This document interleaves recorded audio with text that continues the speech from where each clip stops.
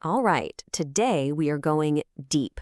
We're zooming past the shiny surface of metals to uncover their secret life, a hidden atomic world that dictates everything, whether they bend, whether they break, and how they build the world around us. It's what makes them strong, bendable, and honestly, absolutely essential to everything we do. Okay, so let's jump right in with a question that really gets to the core of what metallurgy is all about. You've all done this, right? You take a paperclip, you bend it into some weird new shape. But what happens if you try to do that with, say, a cast iron skillet? Yeah, no way. It would just snap. They're both metal, so what's the deal? All right, section 1, the metal world we see. Now, on the surface, the way we talk about metals is, well, it's pretty straightforward. We use words like hard, strong, or brittle. I mean, we're around them all the time. But here's the thing. Those descriptions, they're just the final chapter of a story that starts on a scale that is almost impossible to imagine. So to really get the difference between that paperclip and the skillet, we've got to go deeper. I mean, way deeper. The answer isn't on the surface. It's hidden deep inside, in the atomic structure of the material itself.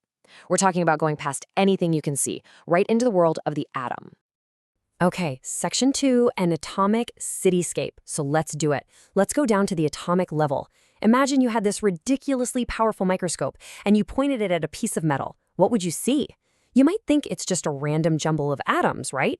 Nope. What you'd actually see is a bustling, perfectly organized city where all the atoms are arranged in these beautiful repeating patterns. And this incredible, ordered arrangement has a name. It's called a crystal structure. You can think of it as the fundamental blueprint for the metal. It's the architectural plan that dictates pretty much everything about how that metal is going to behave. It really is like the DNA of the material. So for most of the metals we use every day, their atoms arrange themselves in one of three main ways, three elegant, super tightly packed layouts. First, you've got body-centered cubic, which we just call BCC, then there's face-centered cubic, or FCC, and finally, hexagonal close-packed, or CPH. Each one of these is like a different city plan, a different architectural style, and believe me, that choice has huge consequences for the metal. And what's really fascinating is that different metals, well, they prefer different atomic arrangements. Take a look here. Iron, at room temperature, it likes to be in that BCC structure. But then you have metals like copper, nickel, and aluminum, the ones that are easier to bend, they prefer the FCC structure. And titanium, it goes for the CPH layout. Now, this isn't just random trivia. These structures are directly tied to how these metals behave in the real world. But wait, it gets even cooler. Some metals are basically atomic shapeshifters. Iron is the perfect example. At room temperature, it's a BCC crystal.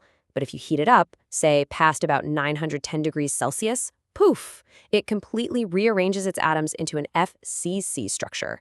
This amazing ability to change its fundamental structure is called allotropy, and you're going to want to remember that because it is the secret behind making something as incredibly useful as steel.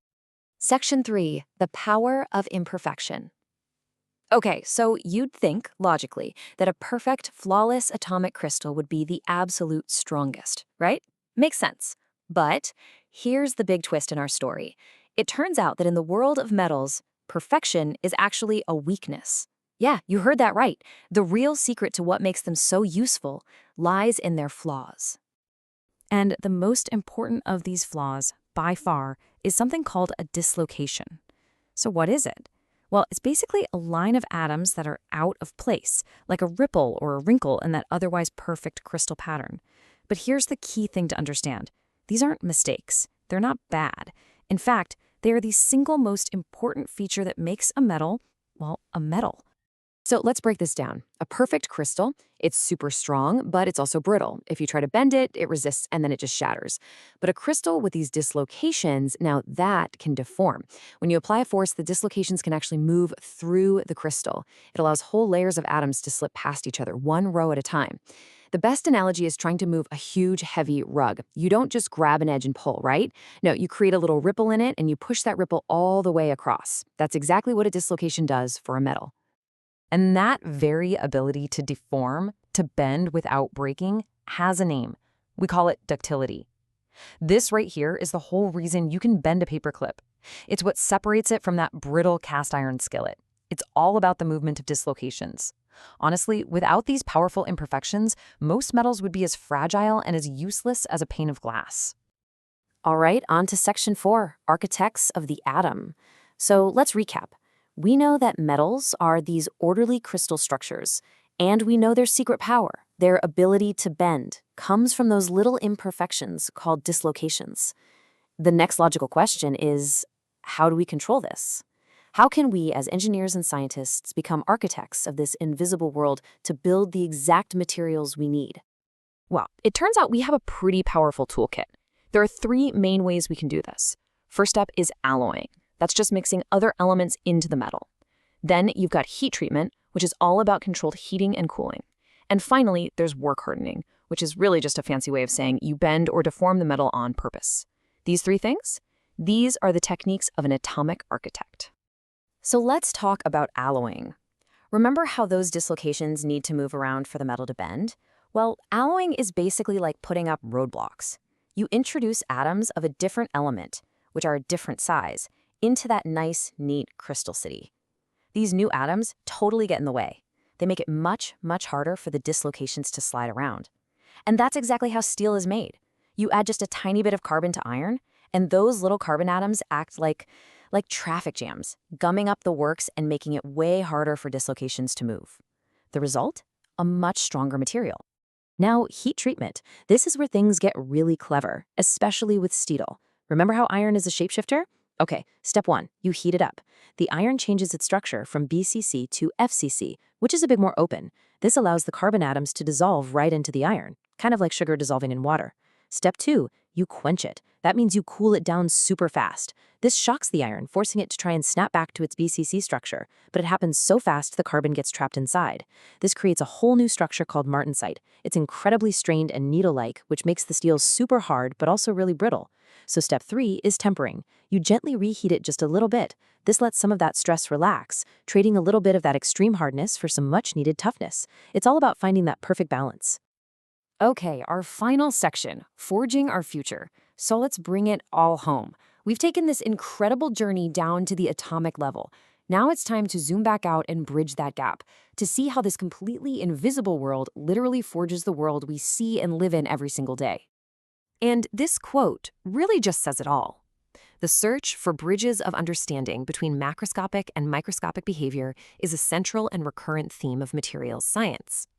That's a bit of a mouthful, but what it's really saying is that the entire point of this field is to connect the dots, to build that bridge between the tiny, tiny world of atoms and the big macroscopic world of things we can actually touch and use. That's what we've been doing this whole time.